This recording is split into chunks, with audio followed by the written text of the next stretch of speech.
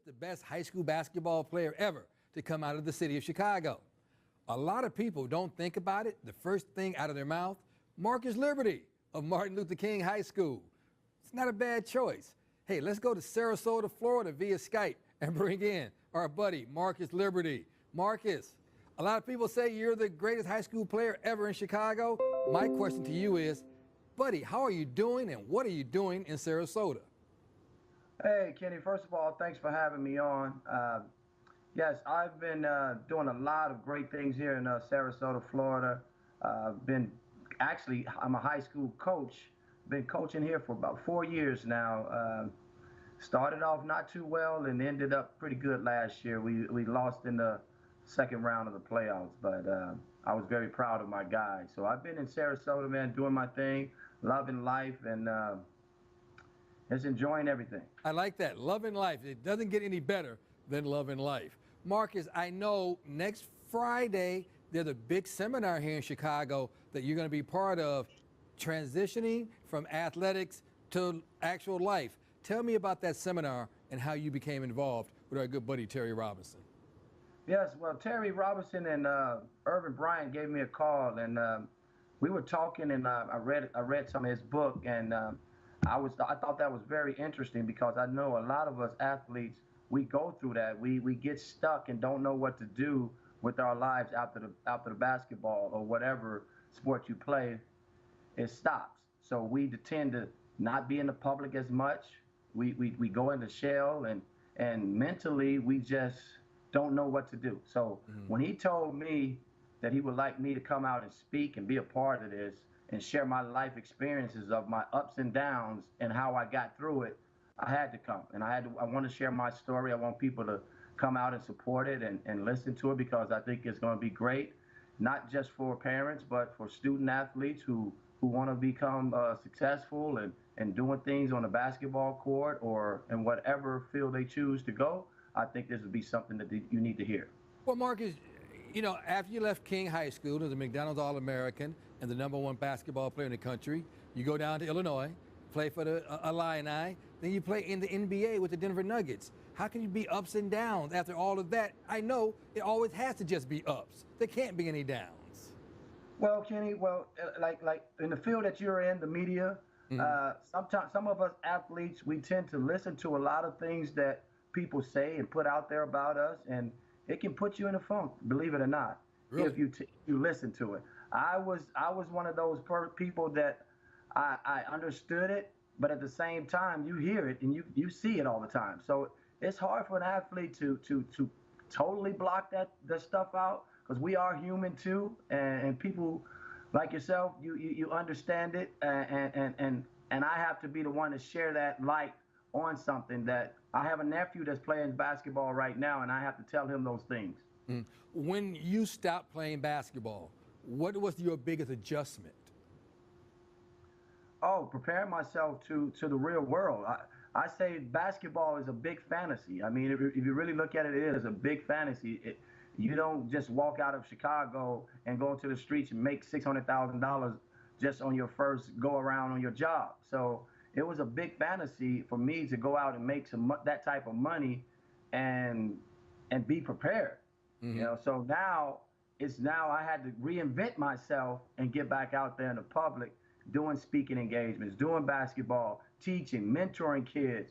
So those are all the things that God has put inside of me that I want to give back to the next generation. Well, I think that's absolutely beautiful that you're going to share your story, come back here in Chicago next weekend to share that story. Marcus, hey, I can't wait to see you. I'm going to come out there next weekend, continue success. We're going to take a break. When we come back, we're going to meet your buddy Terry Robinson. And I'll see you next weekend, okay? All right, Kenny. Thanks for having me on, guys. Okay, that's Marcus Liberty, formerly of Martin Luther King High School. Boy, what a basketball player he was in high school, college, and in the NBA. Hey, let's take a break. When we come back, we're going to meet Terry Robinson. Stay tuned.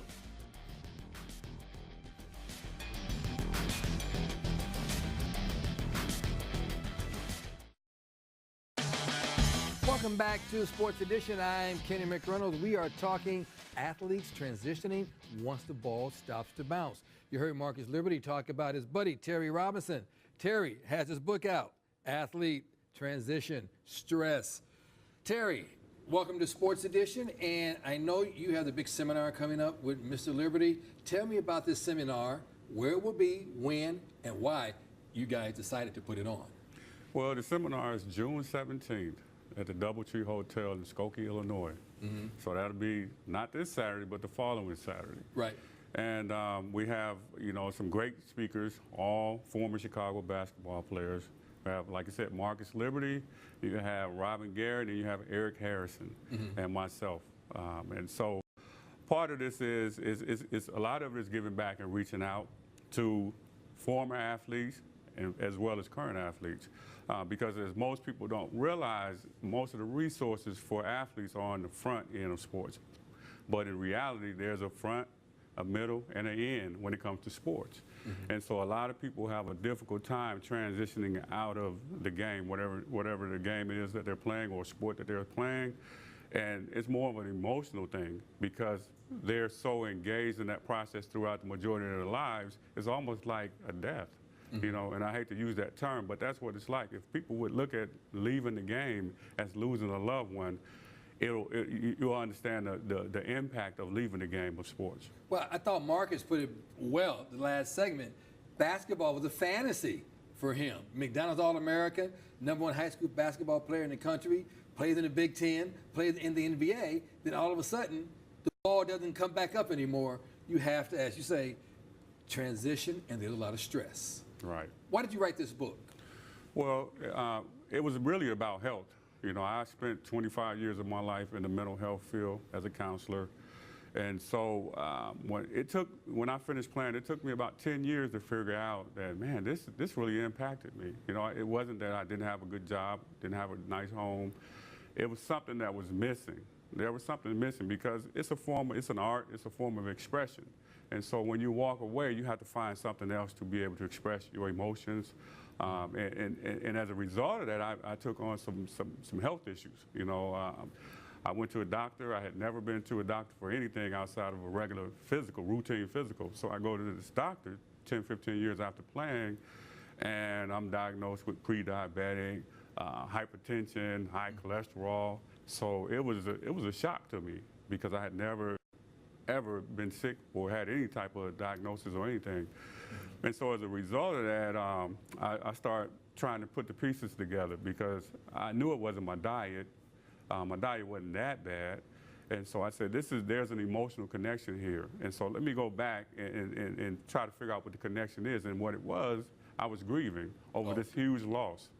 And I was stuck in one of those phases of grief. And that's why you want to do the seminar with Marcus so everybody else does not fall into this grief. Hey, 30 seconds. Tell me the seminar again. When?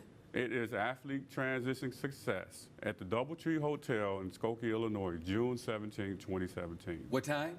At 8:30 registration to 1 o'clock. So it's a half a day. 8:30 to 1 o'clock. Hey, thanks so much for being with us. You and Marcus, I know you're going to do a really great job. Thank you for taking some time out. Thanks for having me here. Hey, my pleasure.